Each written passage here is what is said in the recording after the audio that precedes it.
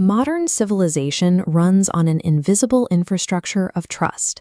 Trillions in financial assets, state secrets, and our private identities are held within a digital vault we assume to be impenetrable.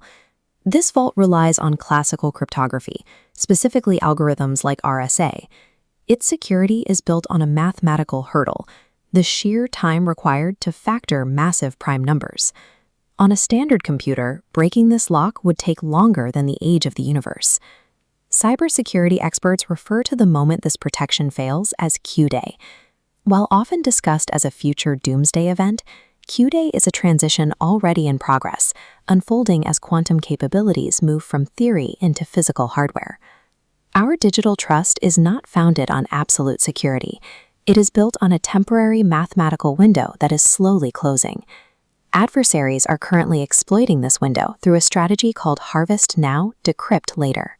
They are ingesting massive volumes of encrypted data today, and they are storing it in silent, deep storage server farms. Even though they cannot read this data now, they are holding it indefinitely. The moment quantum computers reach sufficient power, these archived communications can be decrypted retroactively. This creates a temporal paradox. The privacy of your data today is effectively held hostage by the computational power of the next decade. In this environment, encryption does not prevent exposure, it merely delays it. The vault was never truly locked, it was just waiting for a faster key. Classical computers operate with bits, switches that are either 0 or 1. Quantum computers use qubits, existing in superposition and representing both simultaneously. They explore vast landscapes of possibilities, navigating through interference patterns and probabilities to find an outcome. This logic is a double-edged sword. On the left of this map, the collapse layer erodes the foundations of digital trust. But on the right, creation unlocks the ability to model new superconductors and accelerate drug discovery. Q-Day represents a pivot in our relationship with information, moving us from a world of binary certainties to one governed by the laws of probability. Quantum capability acts as an asymmetry engine.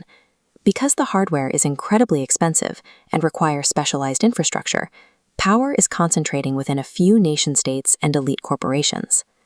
Unlike a nuclear test, a quantum breakthrough leaves no observable signature.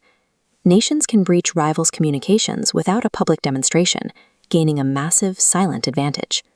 This creates a global divide between the quantum-enabled, who can see through traditional defenses, and the quantum-dependent, who remain vulnerable to invisible surveillance.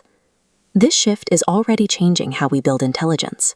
Future AI systems will provide confidence distributions, weighted maps of likelihood, rather than a single definitive answer.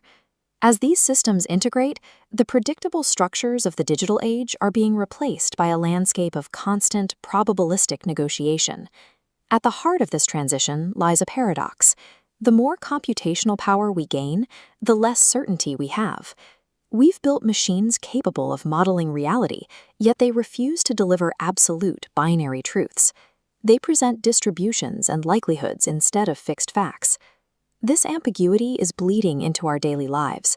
As encryption loses permanence, identity becomes situational. We must constantly re-verify who we are based on evolving contexts rather than static keys. In this new era, we are trading the comfort of mathematical certainty for a deeper, more complex engagement with probability. This leads to a final question. Why does our most advanced technology operate on probability rather than the deterministic logic used for centuries? It is because the physical universe itself is probabilistic. At the most fundamental level, nature does not follow a single path. It exists as a distribution of states until it is measured. Cognitive science suggests our minds mirror this structure. We do not process the world through rigid logic. We estimate the most likely path forward. Our sense of absolute certainty was always a narrative we constructed after the fact. In reality, our decisions have always been probabilistic estimations. Q-Day is not just a technical milestone. It is the moment our tools become powerful enough to act as a mirror, revealing that both the universe and the human mind have always been governed by uncertainty.